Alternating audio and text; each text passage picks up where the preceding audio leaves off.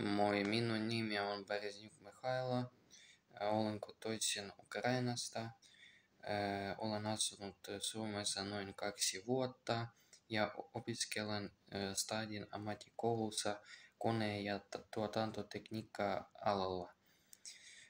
Haen Aleppolle, koska minä olen kiinnostunut tästä mahdollisuudesta oppia uutta ja olen ahkera ja vastuullinen ihminen, joka tulee toimeen toisten ihmisten kanssa ja nauttii vuorovaikutuksesta ihmisten kanssa.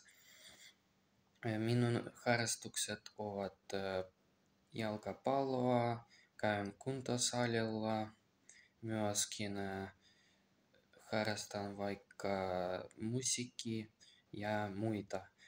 Kiitos huomiostasi.